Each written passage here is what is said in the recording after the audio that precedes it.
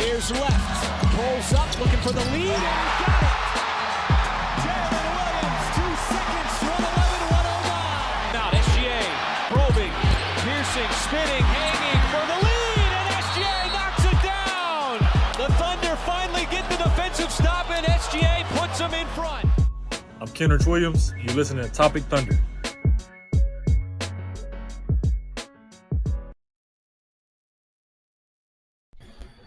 And welcome back to another edition of Top 3 Podcast. I'm your host, Dylan Huntsinger at Thunder Chats. We are part of the B-League Network of this podcast, brought to you by betonline.ag. Now that's out of the way, Alex, my guy, it's always going to be short with you when I kick it to you, so I'm not even going to introduce you. I'm just getting right into it because first round is set.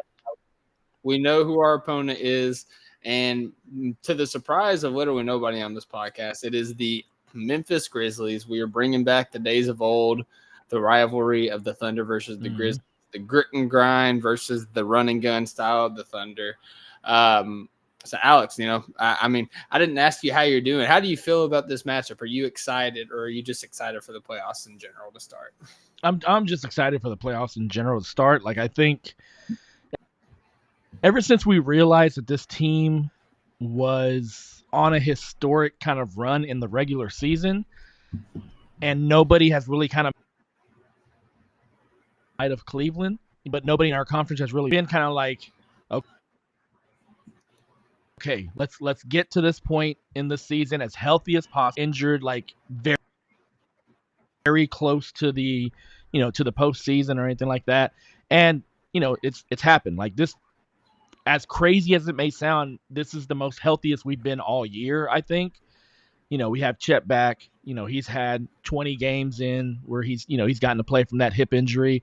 Ihart's, everybody is healthy. Yep. And, except for Ooze. Sorry, Dylan. Oh man. That was but yeah, man, it's no, but it's where we want to be at this point in the season. And it's what we worked so hard for through the regular season is to get that number 1 seed throughout the playoffs. And now it starts. Now the real games start. Now you're playing against teams that may have a player injured and blah, blah, blah. Or this is the postseason. This is the playoffs. And, we've done everything we've had to do up to this point to get our standing correct and to go ahead and just be in this position that we're in now. Yeah, it really feels like a little bit after the All-Star break.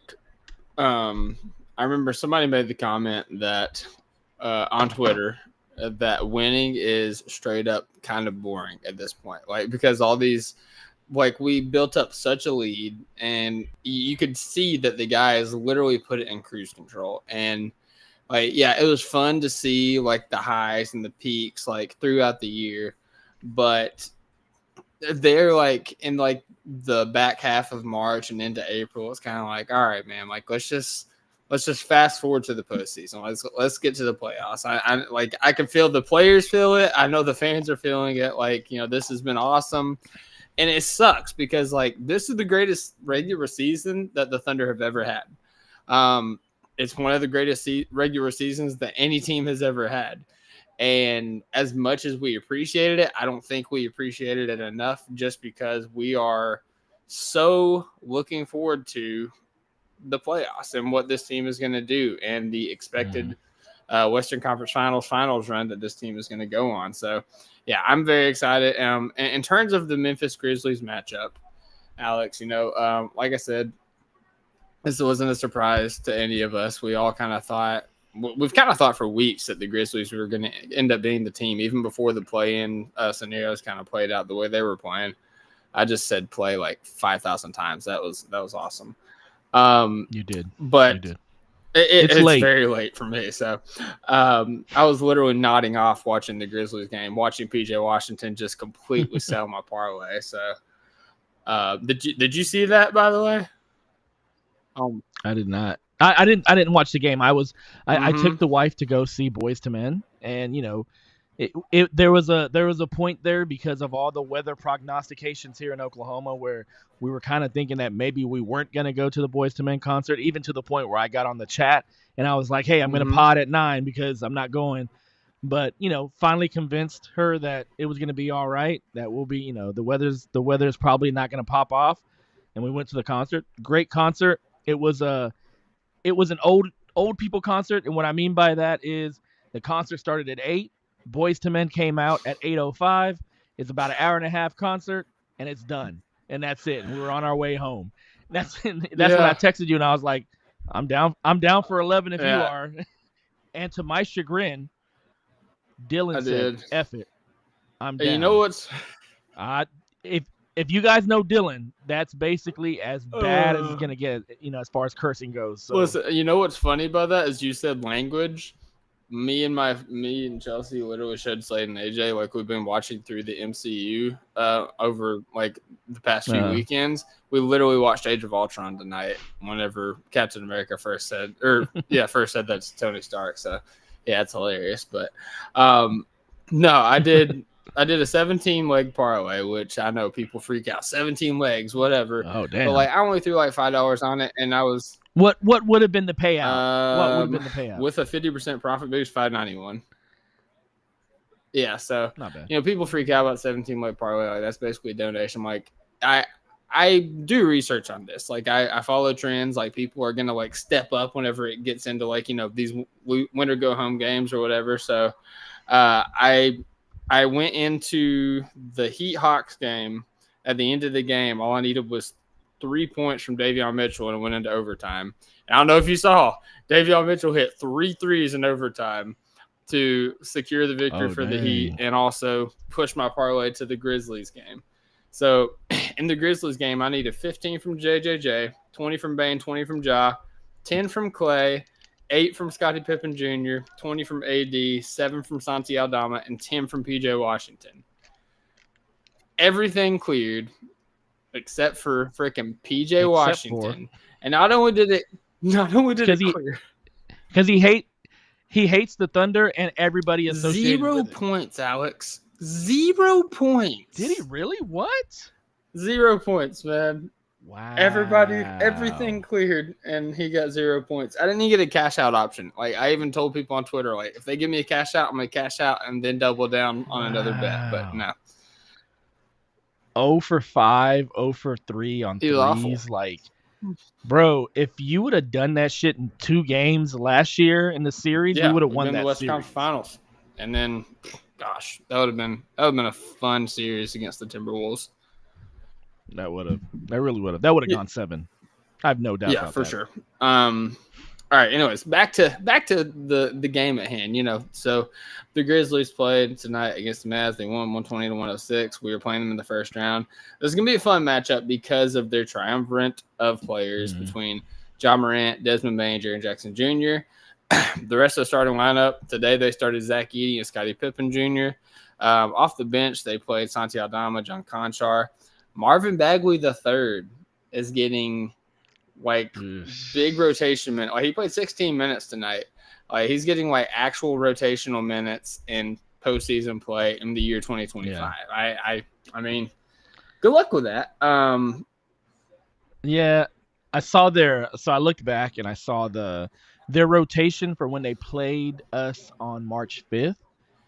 And, you had, let me look it up real quick. You had, let's see, of the players that I know that are out, they had Gigi Jackson playing 19 minutes.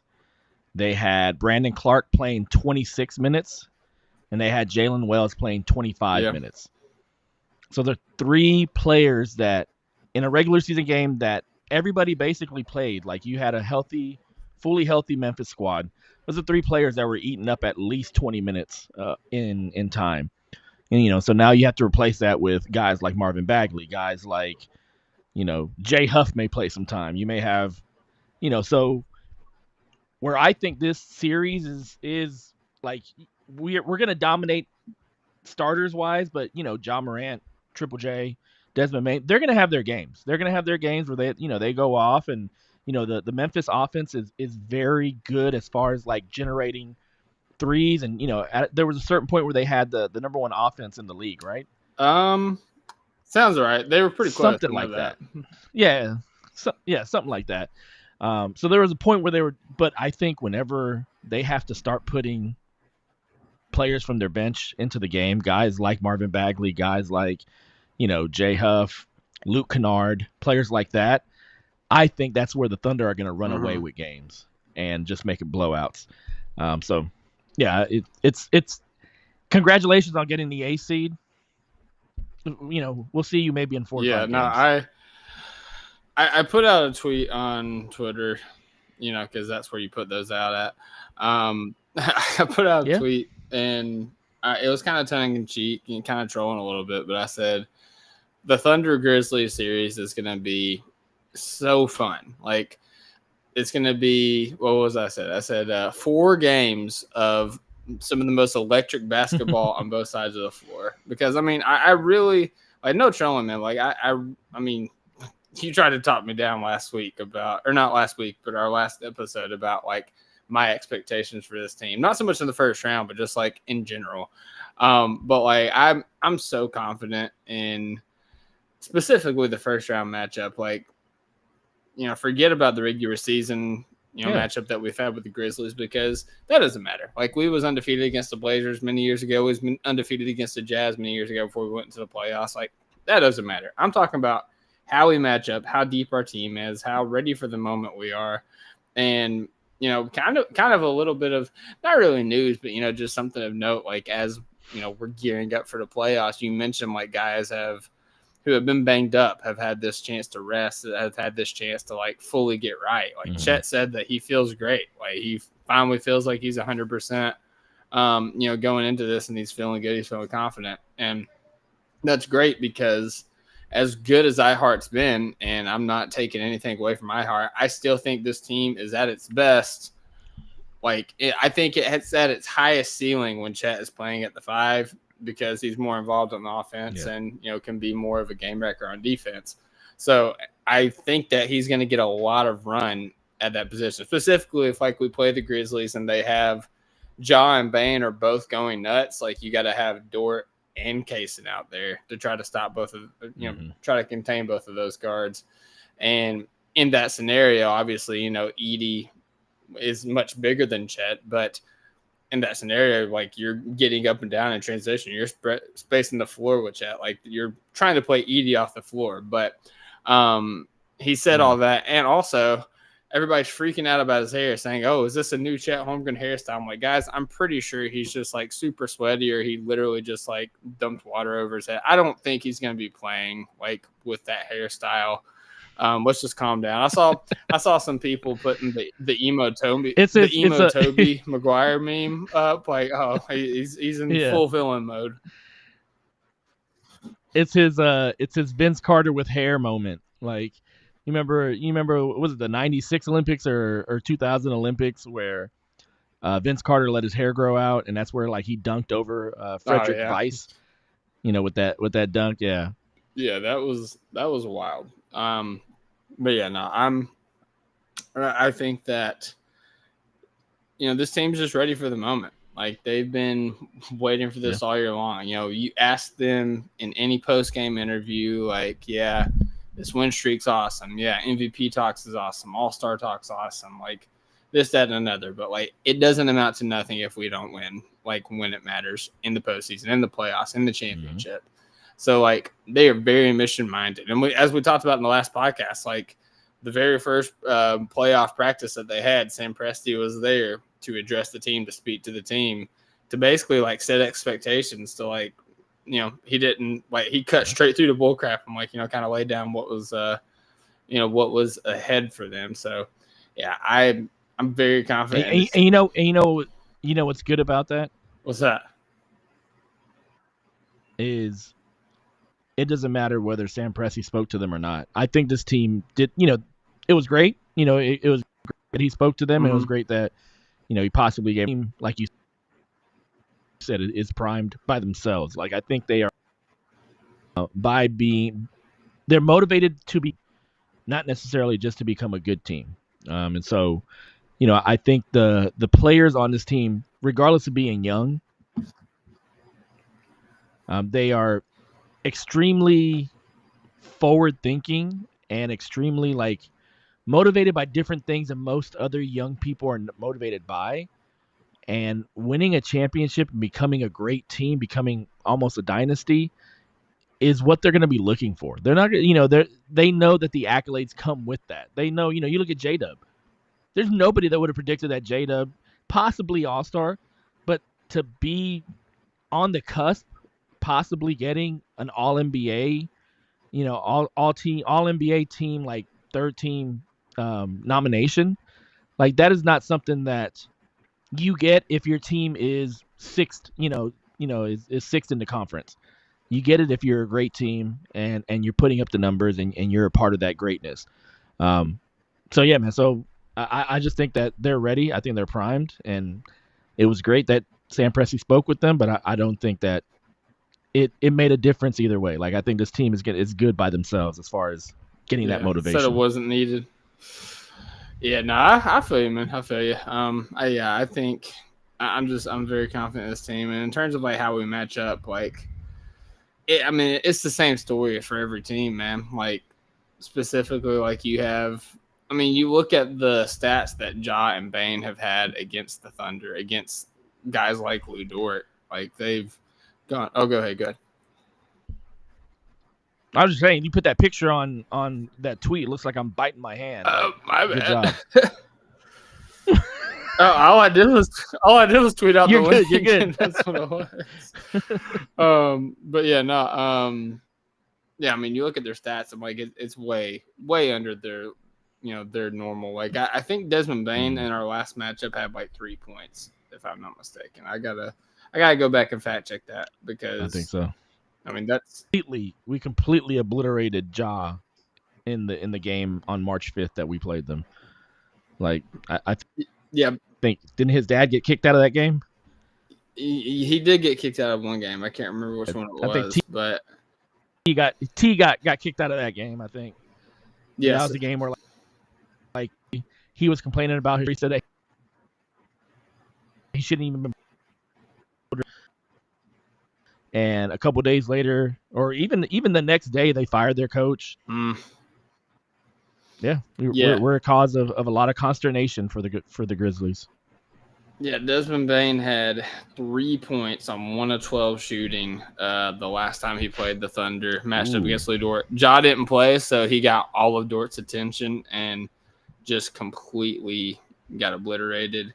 Trying to see. You said, March 5th. So March 5th was the 120 to 103 game. And Ja had 24 points, but he shot 8 of 22 from the field.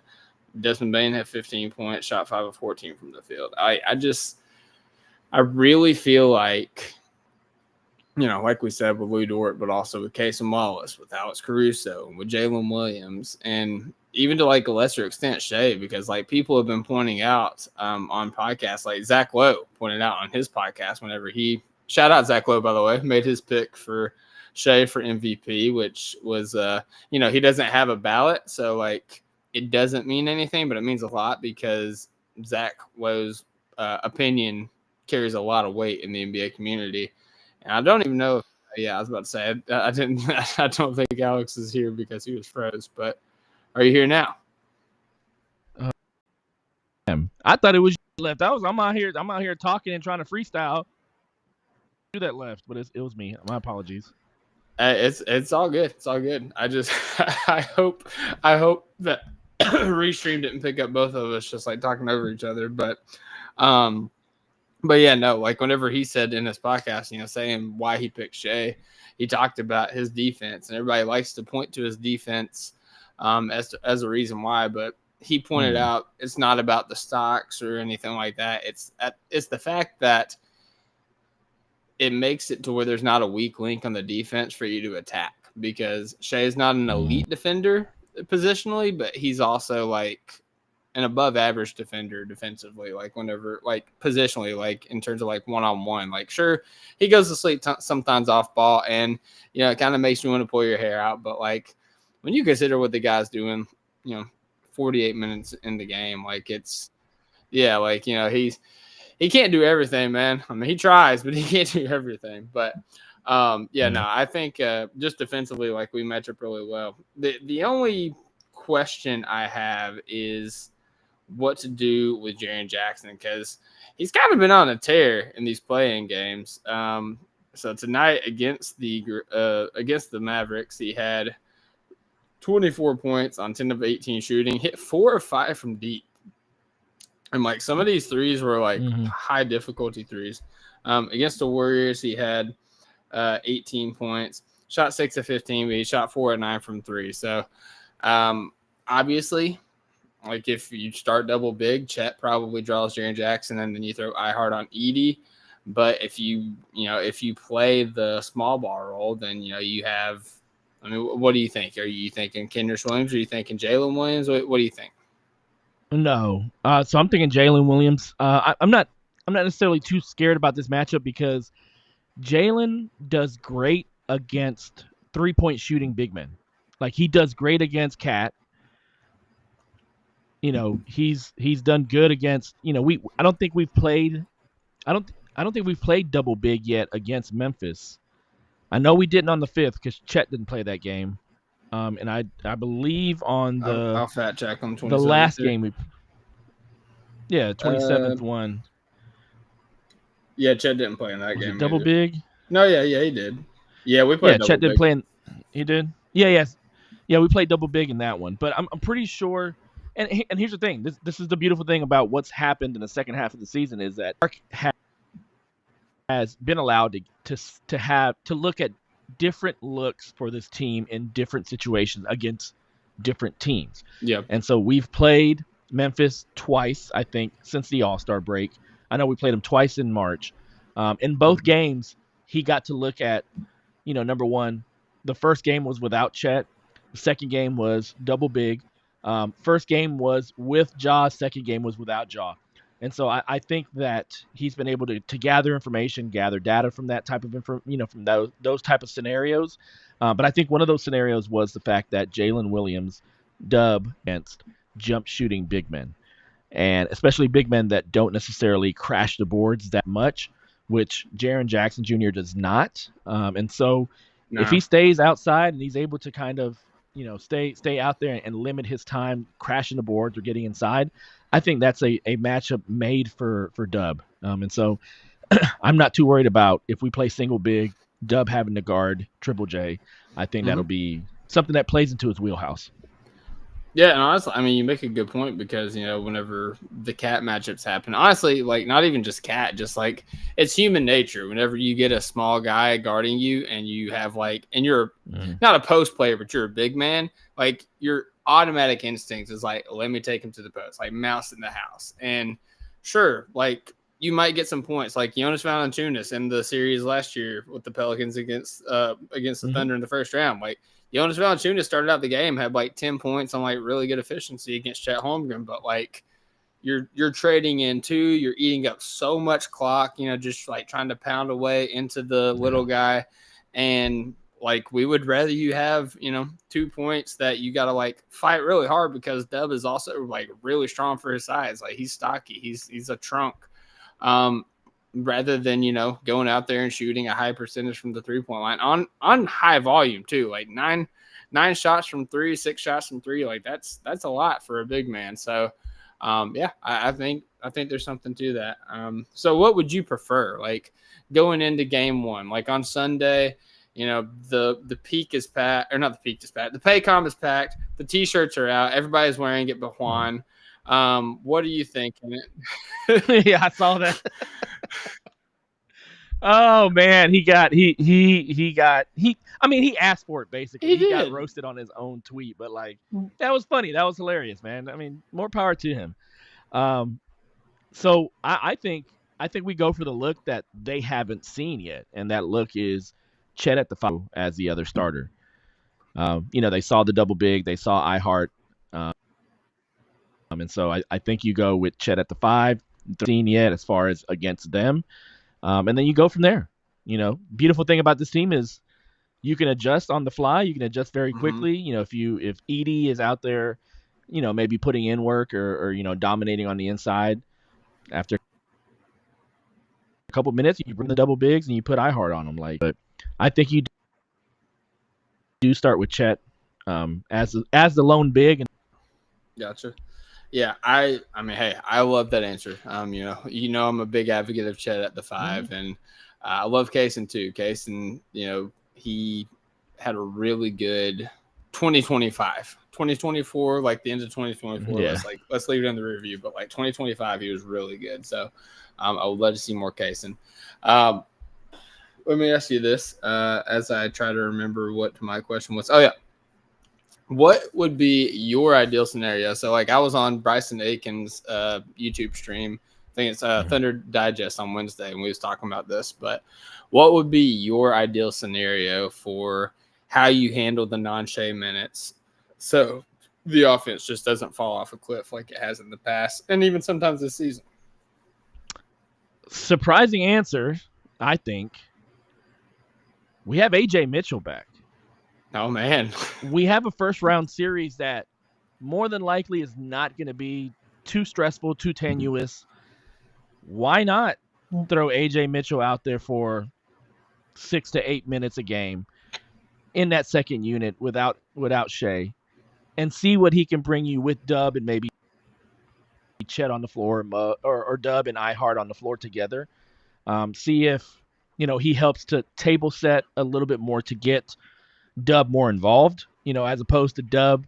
Because here's the thing, and here's the thing, and you could go ahead and maybe not do the AJ situation because Dub, the last 2 weeks of the season, was amazing in those non-Shea minutes. He would literally take over games and score 10 points. You saw those second quarters and those beginning of fourth quarters where he had 10 points, and it was just him driving to the basket, him mid-range, him, getting an open three-pointer or something like that. So you have options. I could see bringing in AJ to kind of see how it looks maybe in game 1. And if it doesn't work out too well, or if it stagnates, maybe do that, in the rest of the series. AJ Mitchell is more of a, of a player to give more minutes. But if AJ Mitchell works here and go ahead and play himself back into game shape and to game rhythm, you have another weapon for the next 2 to 3 rounds of the playoffs right there. And so, again, Mark is Mark, and Mark is going to go ahead and experiment and see if he can. And if this series doesn't prove to be too stressful or too close, I can see AJ Mitchell going out there and working back into game shape, getting back to game rhythm, get him his legs under him, and make a weapon that we use in the next couple rounds. So I think that's what you may see in game 1 or game 2. Yeah, I'm actually kind of curious. I'm looking at last year's stats. I wanted to see if Mark pulled out any wild cards last year in terms of Gordon Hayward. I mean, yeah, Gordon Hayward was out there. Don't get more wilder than that. Yeah, Hayward played. Jalen Williams played 6 minutes in game 1 of the first season, or the first series. Jalen, as far as J Will, yeah. Okay. Yeah, there was no random ooze minutes or anything like that. So I don't know. It'll be interesting to see. Yeah, I did see that Dagnall kind of addressed the media and talked about AJ Mitchell saying he has a role on this team. We're trying to get him back into that role. So yeah, I wouldn't be shocked to see him out there. It'll be interesting to see. My thing was, I think that the way that you counteract the non-Shea minutes is you kind of break up the rotation. So I think you can have your cake and eat it too with the Chet at the 5 and the double big in the same game by having Chet out there with the starters to start off, and then you pull Chet and you pull Dub and you bring him iHeart and Aaron Wiggins or Isaiah Joe or somebody, and they run with Shea and Kaysen Wallace and Dort, or even you put Caruso in, whatever, something like that. But whenever Shea comes off the floor at the end of the first, then you bring in Dub and Chet with Isaiah Hartenstein, and then you can have AJ Mitchell out there as well. So you have you have the double bigs who can kind of create for each other. You know, they've done like that back half stretch of March, like they were playing really well off of each other in terms of like sharing the ball, like big to big lobs. You know, Chet cutting baseline. iHeart was able to hit him a bunch of times off that. But also, as you said, Dub has really stepped up his play. So you have the big, you have Dub, you have AJ Mitchell. So you have like multiple avenues of creation while Shea is off the bench. And I think that, you know, that can kind of alleviate a lot of the issues without Shea. And then whenever Shea comes back on the floor, whenever those guys comes off, of course you got to have Isaiah Joe out there with Shea. Like that's non-negotiable. So like you bring in like Isaiah Joe, probably Lou Dort, and then you can have, you know, you can leave iHeart out there with Shea because even though Chet is a better floor spacer, I think like the numbers, like Chet and iHeart are like one of the best pick and roll combos in the NBA. So bring him out for like the end of the second quarter. And then, you know, obviously you do your rotations on the back end. So I think there's a lot of options. Like I think that, you know, again, Mark's been kind of collecting data in the regular season. So that can kind of lean to why it's been so rough without the Shea minutes because he was trying so many different looks. But I do think that he obviously if Jalen Williams is playing better, like that just helps everything. AJ Mitchell was great during the season. Whenever he was healthy, and then Isaiah Hartenstein, Chet Holmgren, whenever they were on the floor, when Shea was off the floor, they had really good chemistry together. So, yeah, I think I can see any of those working, and it's good to have so many options. Yeah, a lot more than the Grizzlies. Yeah, for sure. All right, man. Well, before we get into our preseason predictions, I got to get your prediction for the series. How many games is this going? I'm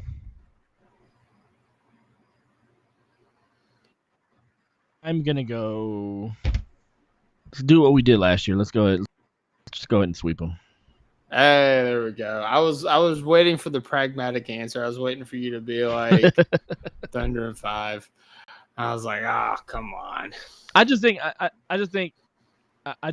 that it's going to show so much in this series, and you know, Memphis is literally going to have to play, you know, Bane, Morant, and Triple J. They're gonna have to play them like 36 plus minutes, 38 plus minutes a night, and I think that the Edey experiment is going to run its course, and he's going to run the course of other big men, plotting big men that can't guard in the perimeter that well.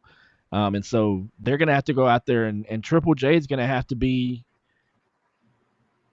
your center. And whenever Triple J is the center, it doesn't go well for Memphis at all, as far as like he needs a center out there with him so that he can roam. And so you mess around, you put Chet out there, and Chet pulls Triple J out, and it's season right there. So I just think, you know, the Thunder they have too many options offensively. They have too many to go against what Memphis offers, and so I think it'll be a 4-game series. Will it be an easy 4-game series? Probably not. You probably have I'm probably like in there and they're come out victorious in a sweep. Yeah, I just want to just come out and make a statement first round. Like, we are who you thought we were. Yeah. Like, we have arrived, and we're not going anywhere. And, you know, I think that it's also really important to get this rest going into the next series because whether it's the Nuggets or the Clippers, it's going to be a tough matchup. But I do think that series goes long. I think that series goes 6 or 7 games. So if you're able to get done in 4 games with the Grizzlies, then you have a little bit of a rest advantage for the next series as well. So, yeah. Not just that. Like rest advantage, but that Nuggets Clippers series should go at least 6, if not 7. So they're going to be banged up. They're going to be beat up. So if you can get rest on the back end of this series, and you know that either the Clippers or the Nuggets are coming into the next series banged up, tired, you know, not having any rest, it makes it that much easier for you to roll into that second round. Yeah. 100%, 100%. We do have some people in the chat here. Sorry, guys, I was not trying to neglect you. Brandon Ross said, kind of feel bad for Ja and all those top defenders. Yeah, I mean, Ja and Bane, man, are going to be an absolute hell. Woodort, Case Wallace, over under 1.5 games where T Morant gets tossed. Well, no. Okay, no. Over under 1.5 games where a Morant gets tossed, whether it's T, whether it's Ja. 1.5 games. I'd say under 1.5. Under? I think they'll be on their behavior a little bit in the playoffs. We'll see. I think maybe 1. If it was half, I'd go over, but yeah, 1.5's tough. Tyler Christmas said Thunder in 5. You have little faith, man. Come on, do a sweep. And then we got Drew up. I'm not gonna say his name. Says, how's it going, gentlemen? Over under 3.5 blocks on Edie, or iHeart blocks on Edie. I don't know, man. For the series or per game? Yeah, for the series, yeah. I could maybe see over, but per game, like iHeart, don't be blocking that much. He's not really known for a shot blocker. He just plays, kind of sound defense and is a big body. But hey, for the series, I'll take over. Why not? You'll have to go back and watch some of the highlights of this game, though, because Zach Edey had a chase down block on AD that kind of made my jaw drop. Really? Yeah, it was like AD, he wasn't cherry picking, but he leaked out on the fast break and they threw it to him, and Edey ran back and AD was just trying to go straight up, and Zach Edey just came up and side blocked him. I was like, okay. I mean, look, man. Hey, Zach Edey's not a bad player. Like, I thought he would be taking advantage more in his rookie season, and he's done pretty good for himself. With all that said, it's the Thunder. Yeah, we will find a way to exploit it. Yeah, and it's also worth noting, you mentioned, they fired their coach, they've got a new guy on the team, and I think that also kind of plays to advantage into our hands. So yeah, I'm really not trying to be cocky, man. I'm just very confident in this matchup. I think all the chips are stacking up for us. So as Steven Adams would say, swinging at the knees. Swinging at the knees, mate. Swinging at the knees. I love it. All right, Alex. Well, we're going to take a break to hear a word from our sponsors. When we get back, we are going to revisit some preseason predictions, specifically for me and you, and kind of look at a leaderboard for that. Right after a word from our sponsors. And we're back after a word from our sponsors, guys. The Thunder are playing the Grizzlies in round 1. We are very excited. It's going to be a fun matchup. 4 games of electric basketball. We are going to now revisit before we do that. Yeah. Can I kind of go over the pick thing that happened today? What pick thing? With Miami pick. Oh yeah, draft picks. Yeah, for sure. Yeah, the draft picks. So with Miami winning today and becoming the first 10th seed to actually advance into the playoffs, the Thunder secured the 15th pick in the 2025 draft. Now, if Miami would have lost, and they would have gotten basically the 14th pick, the 2026 Miami pick would have been an unprotected pick. So far, we have the 15th pick, and then the Clippers pick, which is between 22 and 25. They have to flip a coin. They have to do a coin flip on lottery night, which is May 12th, to kind of figure out where the Clippers fall in that mix of teams that I believe all 4 of those teams are 52 and 30. And so they have to kind of see where the Clippers fall. And so the Thunder possibly could have 15, 22, 23, 24, something like that, somewhere in that range. But they also have a 36% chance of getting the Philly pick at 7 or 8. And so, in a draft in a year where we probably didn't need that many draft picks, there's a possibility that we may come out of this with 3 first-round picks in this draft. And so, even though the Thunder may not pick too many players in this next draft, it's going to be very interesting to see what they do with all those picks, because there may be a lot of pick swapping and things like that. So this draft could be very interesting as far as what they do with those picks and whether they push them, kick the can down a little bit further, maybe get some picks in the 30s, 2030, 2031, 2032. But yeah, it'll just be very interesting to see what happens with that. But yeah, we do have now guaranteed 2 first-round picks in this draft coming up. Yeah, and there's a possibility that Sixers pick could fall and it could get to number 7, and we could have that number 7 pick. That would be 36% chance. Yeah, I think Dolan pointed out that we have about the same percentage chance of that happening as it was that we got Chet Holmgren in that draft. So hey, not impossible. It could happen. And it's like, teams have bumped up, and so if 2 teams ahead of Philly bump up during the draft, during the draft lottery, then those chances of that Philly pick going to 7 increase that much more. So we'll see. I mean, we got something to be excited about on draft lottery night. Usually most championship teams don't have to worry about that, but it's something to kind of look after. No, for sure. Yeah, when I was on Bryson's stream, he asked me like, "Hey, he was talking about like the draft pick scenarios, like he was talking about." And he's like, "Who are you liking?" I'm like, "Brother, I am not there yet. I don't know anybody." I know you were really high on Maluk. Maluak. Yeah, but he's like, he's shot up. He's like number 6, number 7 now. I mean, we can still probably get him at 7, but I'm a little bit interested in seeing what we do with J. Will. Yeah, I said that personally I would rather have Derek Queen just because I feel like he can do a little bit more offensively in terms of like creating and like the passing, and also you don't like him. I don't think he can guard in space. Yeah, I mean I don't know that last game from. Can't say. I'm just say, come on, Mollywalk. Kind of with a bad taste in my mouth in terms of that. But yeah, we'll talk draft. Off season. Any draft prognosticator will tell you not to look at the last game. I know. People like to put that in the microscope, but yeah, I get it. It's just that's what's fresh in my mind. Like I said, I haven't watched like any film or anything like that. I'm just observing as it went, and Derek Queen hit a game winner to put my Colorado State Final Four pick to bed, so that sticks out in my head as well. But anyways, we are getting into our preseason predictions, Alex. Just to kind of set up for people who wasn't listening in the preseason or missed the episode.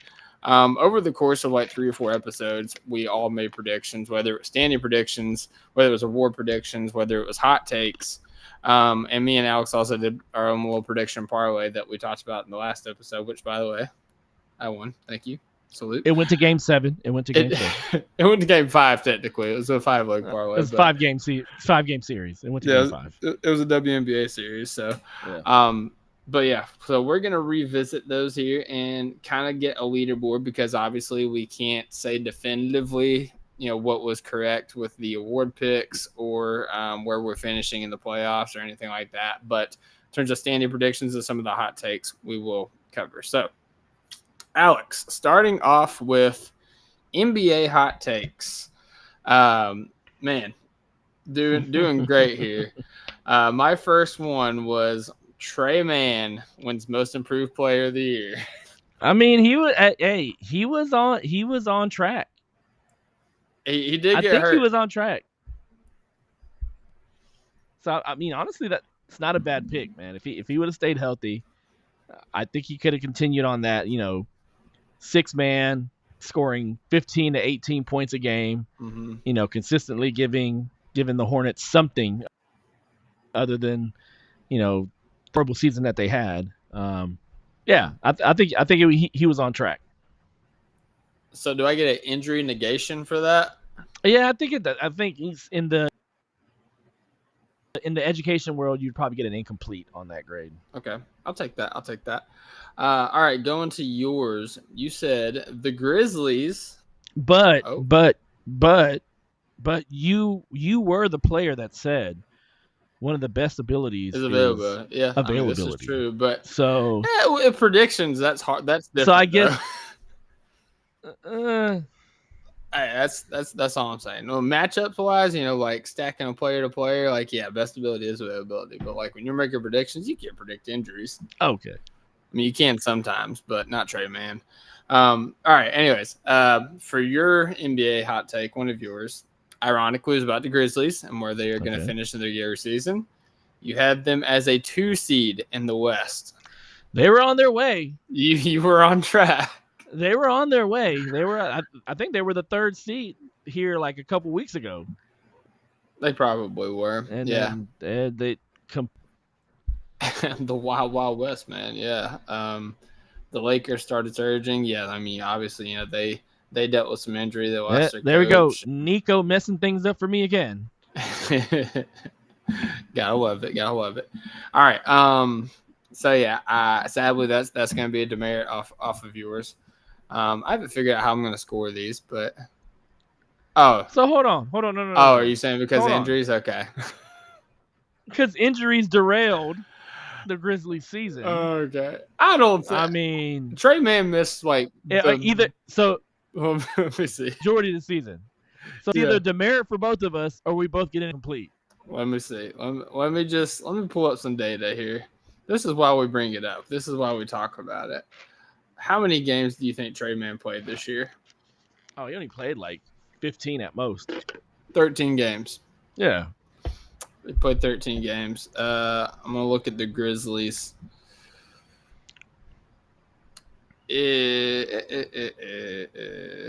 I mean, Ja was out for a little bit. Yeah, I'm trying to see how many games they were out. Okay. So Desmond Bain still has short arms. Like Desmond Bain still has short arms. That's like an injury in and of itself. All right, Bain played 69. Jackson played 74. Nice. Ja played 50.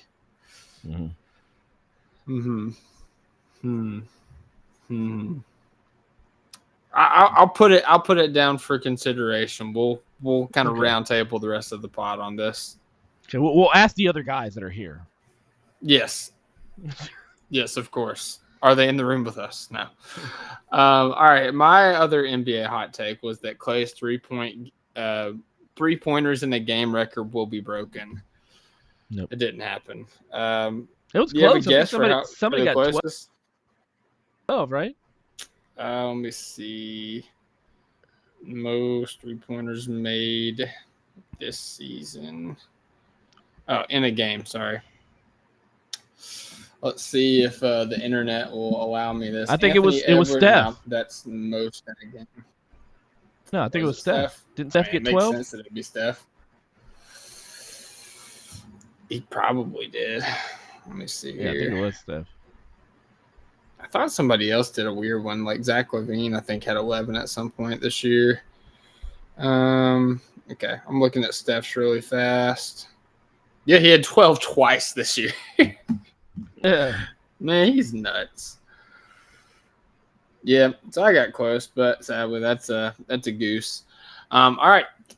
And then this is your final NBA hot take, that the Thunder get 2 lottery picks. And if you just said that, you would have been really close.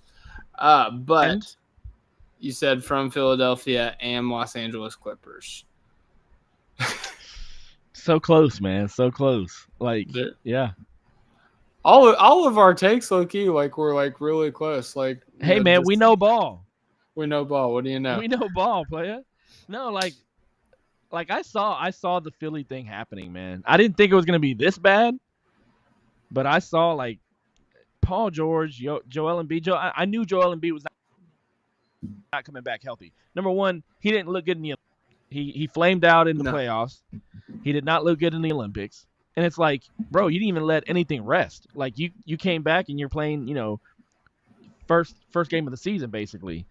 So yeah, man, I saw that coming. And the Clippers, man, everybody thought the Clippers were going to take a step back, and props to them. They may be the second best team in the West right now.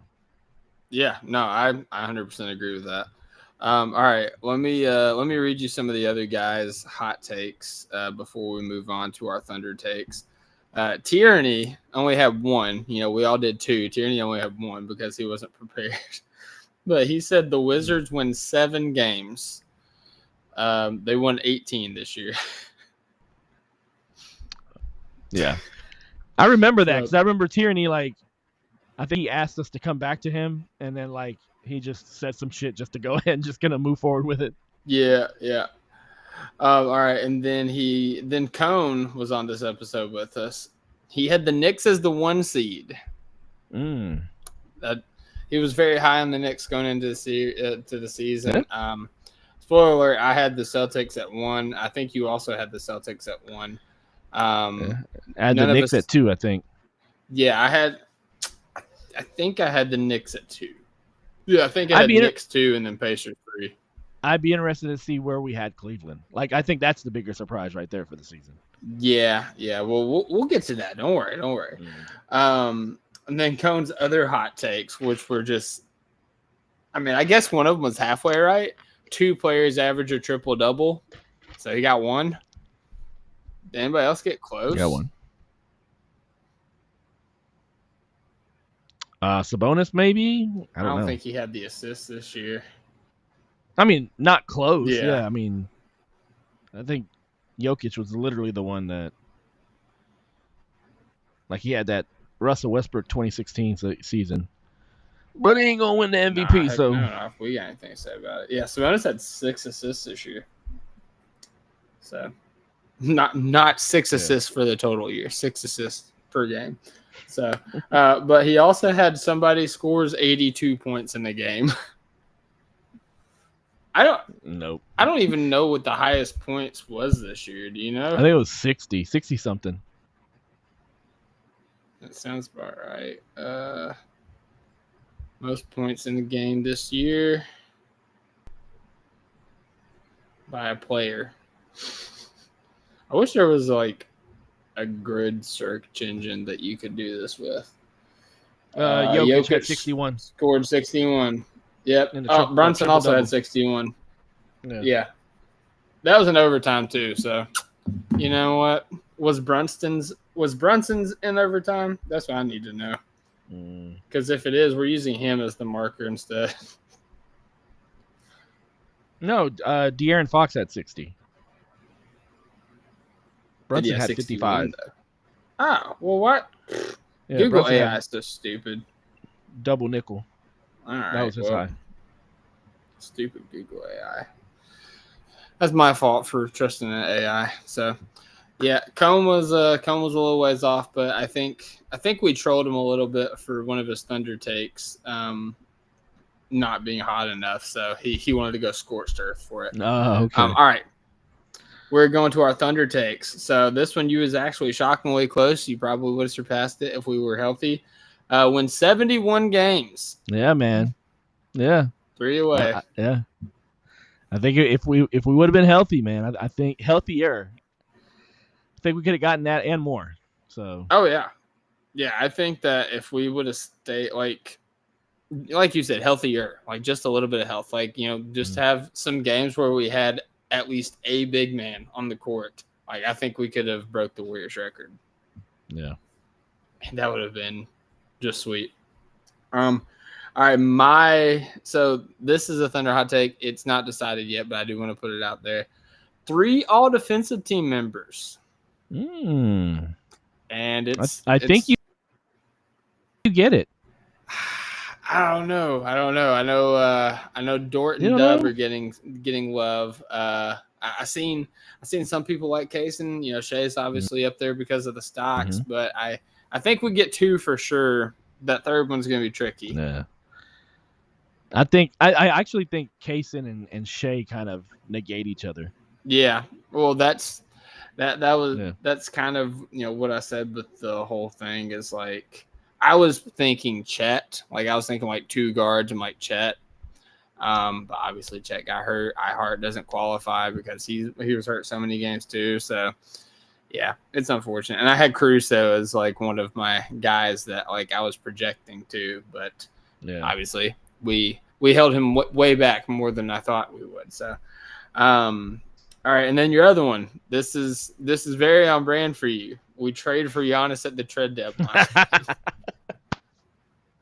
Hey, give me a couple years. Change that to Jokic. What's that?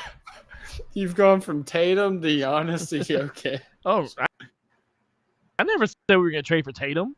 No, well, you used to say that we would trade for Tatum. Did? Yeah. Oh, well. Screw that bum. Alex is just moving up slowly. I mean, after Jokic, for sure, you're going to, I guess, trade for Wemby next? I mean, hey, we'll see. Hey, Yep. that Jokic one is not too far off, man. Like, it depends on many factors, many variables. Like my thought process for that is, let's say things don't go our way here over the next couple of years, in the next 2 years, we don't win a championship. Let's say we sign Chet to an extension, near a max extension, which is probably like $35 million, something like that. And he still has injury problems. Not too bad of an injury problem, but bad enough to where, like, for us, it's kind of hindering us a little bit. I can see a universe where we tell Denver, hey, 7 pick, we have your 29 pick. You can have those back. You can have Chet. You can have maybe another young player or another veteran. And then we'll also sprinkle in maybe a draft pick here or there, another one, and then boom, that makes that trade go. That's all. I mean, when I put out that tweet, that's all I was kind of thinking about. Yeah, it makes me sad to think about, especially as we go towards the playoffs. So I will abstain. Yeah, definitely.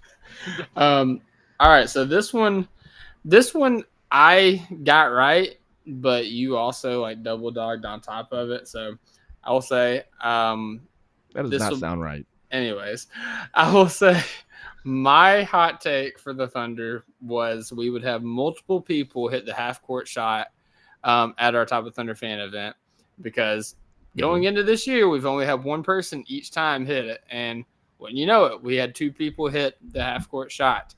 And when I said that, Alex Ruig said, and one of them will be Stephen Dolan. It came true, baby. It came true. And at the time, this is still when Dolan was like, I'm at like a 12% of being able to come. So, hey. What is it that LeVar Ball used to always say? Spoken into existence. Spoken into existence, Yep, baby. You absolutely did. And hey, shout out to hold on, I got his. He responded to us on Twitter. His name is Xavier Robbins. He's the one that hit it and actually won the half court shot. So Xavier Robbins, shout out to you, brother. Hope you're enjoying that basketball. I'm very jealous. You went out there. He went out there and hit that half court shot, and he hit the playoff 3-pointer. First try. Yeah, both exactly. Times. It's crazy. 2 for 2, baby. That's crazy, man. Yeah, I hope all the Thunder players are that clutch whenever we hit the playoffs. So yeah, shout out Xavier Robbins. Yes, yeah, you'll have to get me his @ so I can follow him on there. Yeah, definitely will. But yeah, the other guys, Tierney and Cone. Tierney actually had 2 for the Thunder predictions. He had Shea will win MVP, which still to be determined, with 35+ points. So I think he said Shea MVP, and we just kind of like ragged on him like that's not a hot take at all. And he's like, fine, with 35+ points. It's like, okay, like that's something. He was at what, 32 points? 32.7 or 32.8, I believe. 8, okay. Yeah. And it's funny. I saw a post that had the scoring leaders from like the last like 10 years. And you don't think about it because like every year it's just like a new year or whatever. But like Luka, I think had like 33 something last year. And then the years before that, like nobody was over 32 until you get to like 2018, 2019, James Harden. That dude averaged 36 points per game. People forget about Houston James Harden, man. Like he was something. Yeah, else. It's like that's like whenever me and Colin was talking about like the MVP discourse about how like if you're either side. Like if you're downing Jokic or you're downing Shea to bring up one other guy, like you're missing out on something special because like if you look back in retrospect at what Harden was doing, like in that MVP year and like the year after, like he was nuts. He was just absolutely nuts. Yeah. Yeah. So, and then Tierney also had dub All-Star. So, hey, congrats, Tierney. You got the good job. coldest Tierney, take. Tierney knows ball. Conehead, we would have two 50, 40, 90 players. And let's see here. He got we didn't have one. Close. Yeah. We didn't have one, but he got pretty close. Shea was obviously teetering right around that range for his 50, 40, 90.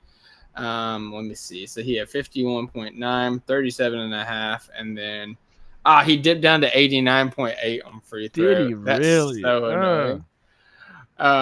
All right, let's see if anybody else got close. So Dub did not even shoot 50% from the field. He shot 36% from the three-point line and 78% from the free throw line. So he's got some work to do. Nobody else was close. Oh, no, I can't even say Dukas did with his limited action because he shot 40% from the field. So maybe next year, Cone. Maybe next year. Dang it, Duke. Yeah. Well, Dookie is Jerry calls him. The other one was Cone said that Jalen Williams would hit 11 threes in a game. And I think as high as like 5 or 6 this year. It is 5, yeah. Yep. Dub's threes did not translate this year like we thought they would early in the year. Like he started to make them a little bit more at like a higher volume here down the stretch of the season. But, like last year, he was shooting a pretty high volume of threes, and we kind of thought that would translate into this year. But I guess he made like a point of emphasis to like, play more physically, try to get to the rim, try to get to the free throw line, which, hey, to his credit, career high in free throw attempts. So there you go. He did. All right. So that is all of our hot takes. We have award predictions. I'll go ahead and ask you, Alex. Do you remember who you had for – okay, so actually me and you are the only ones that had Shea for MVP. So we're the only ones in the running. Tierney and Dolan both picked Luka for MVP. Ye of little faith. Nobody got Depoy because me and you went Wemby and Tierney and Dolan went Chet. Nobody got MIP because I went Giddey. You went Ja. Tierney and Dolan went Dub. I went Ja? You went Ja Morant. What the shit? Stupid. I figured he was coming back from, his injury and self-imposed, gun addiction. So yeah, I thought he was gonna have a good season and get that comeback or most improved or whatever. Yeah. So long story short, it looks like Dolan. I guess that's what I was thinking about. Equating most improved to like comeback player of the year. Yeah. That's what it is. Hey, it would have been something for somebody to win 2 most improved player awards. That'd be interesting. But yeah, actually looking back at this as I'm reading it, it looks like Dolan is gonna win the award predictions because clutch player of the year, me and Tierney had Shea, you have Luka, Dolan had Booker, nobody. Coach of the year, I had Rick Carlisle. I'm high on the Pacers. Tierney had Thibs. You had Jamal Mosley. And Dolan had Kenny Atkinson. Nice. Six man of the year, I had Josh Hart. Tierney had Buddy Hield. You had I Hart. And Dolan had CJ McCollum. Wash. Rookie of the year. Peyton Pritchard, yeah. Yeah, rookie of the year, me, you, and Tierney all picked Reed Shepherd. Just thought he would have a bigger role on this team. I guess we didn't expect the Rockets to be the 2 seed in the West either. So, and Dolan had Steph Castle, so it's looking like he's probably going to get that one. Man. So yeah, me and you got probably, looks like we're going to get the MVP, but Dolan's the only person that got any other award prediction right. Good for him. He is quite the intellectual on this podcast. So he is. All right, so me, you, and Moles did Eastern Conference predictions. and then you had to go before we did Western Conference predictions. So I don't even have your Western Conference predictions. So we'll just cover the East really fast. Let's see here. So the big question was, actually, you had the Knicks one too, Alex. Oh, really? Yep. Yeah, I can see that. I was very high on the Knicks, man. I thought they were, I thought Cat gave them exactly what they needed to go along with that team with, all those long, rangy defenders. So, yeah, I thought, they still had a good. Yeah, no, they were still good. They just dealt with a little bit of injury, a little bit of depth issues and stuff. So, let me do this. I think this is a more interesting way to podcast. Let's make a game out of this. If the Knicks are your one, let's see if you can guess like on down your ranking. So, who do you think your number 2 was? Boston. That is correct. All right, this is where it gets tricky. Who do you think your number 3 was? Orlando. No. Did I have the Pacers at 3? No. Hold on then. Was it the Cavs? Nope. Oh shit! Hold on. Okay. It's really funny based on something the you said it a little bit earlier. No.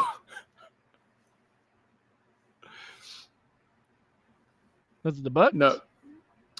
It was the Philadelphia 76ers. Are you serious? Yeah. I was high on something that day, man. That's so funny because that's bad right there. Because how the hell are they gonna finish number 3? And I'm right here, predicting that we're gonna get 2 first-round picks, with one of them being a Philly pick. Yeah, well, hey, that's why it's a hot take. So, your hot take can go against your other predictions. All right, so Philly was your number 3, so that was like the main standout. Do you know who your number 4 would be? The Bucks. The Bucks is correct. Number 5. They had Orlando. You had Orlando 6. This is So where you Cleveland. had the Cavs. Yep. Yeah. Wow, I had them 5. 7. Oof. You had them 5. I had them 7, brother. Ooh, man. And then didn't we have? Where did you have Charlotte? I had Charlotte at 8. At and 8. There we go. Yeah. If they didn't get injuries, who knows? Who knows what would have happened? If Trey Man didn't go down, who knows? Yeah, they lost Brandon Miller really early. I can't remember how many games he even played, but I know he went down early and he was playing really well. Yeah. Let me see here. I'm just curious at this point. Hey, that's 2 seasons of his that were cut short by injury, so something to look out for. A little bit of a flight risk there. Mm-hmm. Let's see here. Let me see if there's anything stand out. So I had the Bulls out of the play-in. You had the Bulls in the play-in. Man, I had the Pistons right on the outside looking in of the play-in. You and Bulls both had them at 13. Damn. Yeah, I'm trying to see anything else that kind of sticks out. We all had the Heat right in the play-in because that's where they belong. We all were really high on the Raptors. Like, not really high, but, we had them in the play-in. And really? They obviously did not make it there, so. Look, I'm pretty sure we saw it's a group of scrappy young players, number 1. And then Darko Rajovic, he's not a coach that stops coaching. He try to win every game that he can. And so I think that's what we saw with that. I think I remember how I did the standing predictions now. I did it like a head-to-head style. So I take it from where you predicted to where they finished, and I give it a point, and then add up or subtract all the points, and then whoever has the biggest number average it wins out that round. Yeah. Yeah. So, all right, kind of looking at the West, as we get closing this out, this is all the predictions I could find. Man, I couldn't find anywhere where we talked Thunder win total at all. Really? Me, you, and Dolan kind of did the schedule breakdown whenever it came out, and we gave our initial Thunder predictions. But we usually have another podcast close to the season where we give our our like final predictions or something like that, because I could have swore I said like I thought I said 69 like halfway for the meme. And I know at some point I was saying like we can win 70 games, but I couldn't find any documentations of it. So, it's just words at this point. But let's see here.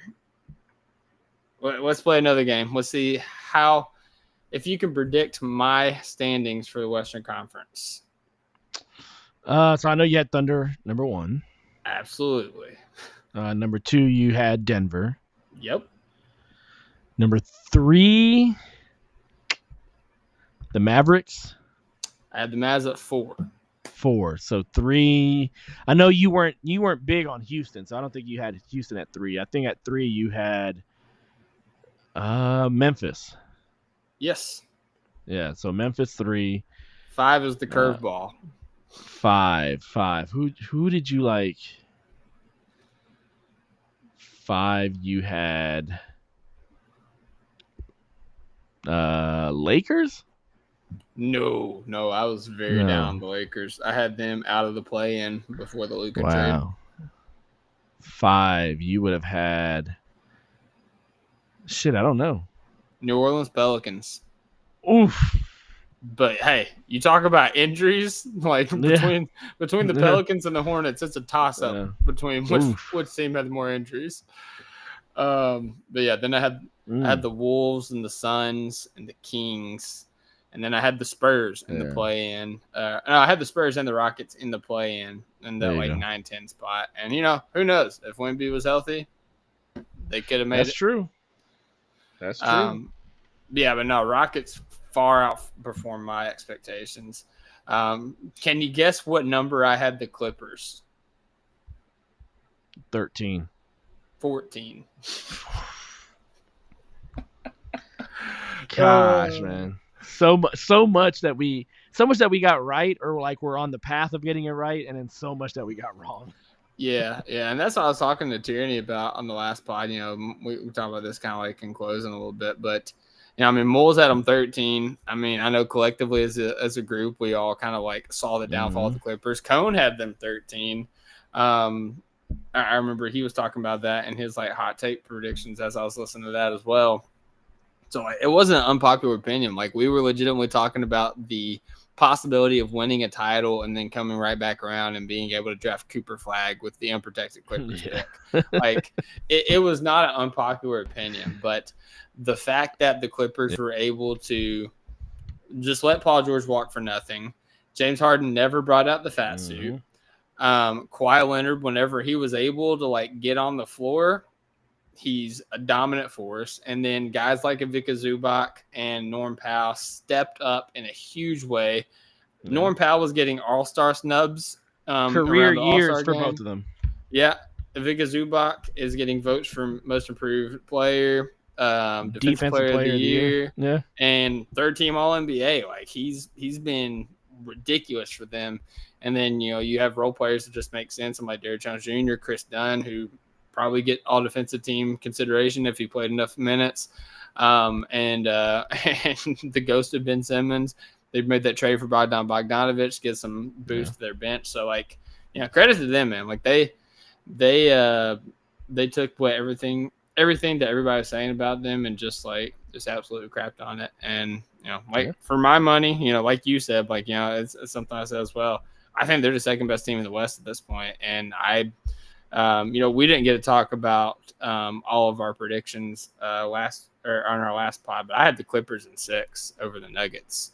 I just think that for all the reasons I said about the team and the players, but also Ty Lue, for my money, is one of the best coaches in the NBA, especially like in-game, like adjustments, X's and O's, and getting guys motivated to play for you. I just and also like just like mano a mano, like Zubac is probably one of the worst matchups for Nikola Jokic in the league. So yeah, I got Clippers in 6, and credit to the Clippers for their season. Yeah, man, like it's weird to say this, but like the Clippers are the more stable team than the Nuggets. Like, you look back 3 years ago, 2 years ago when the Nuggets won their championship, and it's like, oh, this team they're going to be contending for championships for about the next five to six seasons. And it just shows how quickly in the NBA things can flip on a dime. And now we're talking about, is Nikola Jokic on the trade block here in the next year and a half, type thing. You see that with Dallas, like you saw that with them trading Luka. So yeah, man, just when you have a form of stability on your team, and say what you want about the Clippers, they may have messed up with that, Paul George trade as far as like, giving up SGA, giving up all those picks. The constants on that team have Steve Ballmer is a good coach. I mean, a good owner and someone who's involved but not meddling. And then Ty Lue as your coach for the past 3 to 4 years. Like, you got that stability there. The players may change. The top 2 or 3 players may not change, but the players around them may change. But if you have that stability, you're able to kind of pump out a team that's able to kind of meld together and get wins. And that's what they've done here over the past couple seasons. Like, it's been, applauses to them, because other teams would have crumbled. And this team has stayed pretty consistent, pretty static. So, yeah. Also worth noting, it'll be interesting to see what we say about them next year. During our preseason predictions. Yeah. Also worth noting, that 15th pick that you mentioned also comes from the Paul George, Shai Gilgeous-Alexander trade. So, I mean, it was a wash. I mean, not a wash. It was a loss for the Clippers. I mean, as soon as Shai stepped into stardom, then you get Jalen Williams, and now you have a chance a little bit outside the lottery, but this is a little bit deeper of a draft class than in years past in terms of kind of top level talent. Like, you got guys like, DJ Edgecombe. Jace Richardson's kind of in that range. Like, he had a really good tournament. Obviously, I was thinking more like VJ Edgecombe. Like, you take, like, let's say you get 7, like you take 7, 15. Yeah, you take 7, 15, and then maybe like two more draft picks in later drafts and move up to 4. Yeah, we could cheat. We could make that part of the Paul George trade tree. Sure, why not? But yeah, no, it's it's a great time to be a Thunder fan, man. Like, we are literally having our cake and eat it too, in terms of being Sunday, baby. Sunday. Yeah, being able to contend and being able to build for the future. And yeah, Sunday we will be right back at it. I like Rasheer Fleming. I like that, T. Oh yeah, shout out T. T, where you been, brother? Usually you're early on in the chat, so just quietly lurking over here. But yeah, I've seen Rasheer Fleming tossed around. Again, like, I haven't dove into anybody, so I saw that he's like 6'7", 6'8", something like that. Yeah, I mean, he fits the mold of like a power forward that we need. Good defensively, can shoot from outside. Solid athlete. So I've seen Noah Essengue. A lot of people like him. I like him. Yeah, I mean, Usman 2.0. Listen, I'm not ready to move on from 1.0. I'm not. Okay. Leave him alone. Good luck with that this offseason. Leave him alone, man. Hey, he looked good in his minutes here down the stretch of the season. You leave my guy Ooze alone. Jane Gang for life. Gang, baby. But yeah, no. Post game, we will be only detriment is playmaking for Rasheer Fleming. I got you. Sunday we play at, I guess I should say, 12 o'clock Central Standard Time. Yeah, what are you doing, NBA? Like, Oklahoma's in the Bible Belt. Why are you scheduling a game at 12 o'clock on Easter Sunday? Like, man, you are going to have you are going to be destroying families, because there's going to be dads out there that they're going to be like, no, I'm going to the game, and their family's going to be like, but we have Sunday service, and it's just going to be a thing. Like, I mean, hell, it's happening in my family. Like, it's just like, either I go to does anybody have a 7 o'clock a.m. service for Easter? No, nobody. Well, I'm sorry. Hey, shout out Xavier. Xavier knows what's up. Going to the game. Ooze, baby.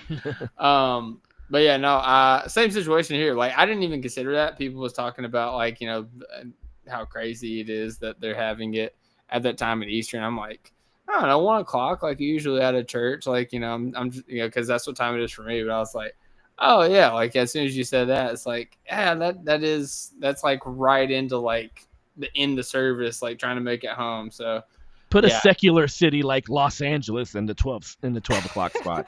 I don't care if they're playing at 10 o'clock their time. Who cares? But for Oklahoma, like you needed to give us at least a 2:30 slot. Yeah. But no. Yeah, that's tough. That is tough. Hey, I made the same. Like we're supposed to have a family gathering at my grandma's for Easter, and my mom was like, "Are you coming?" I was like, "No." Do they not have TV? Like you're in Kentucky. Like it's not like you're going to the game. No, they do, but like I would not be able to like lock in and Grandma, put it on ABC.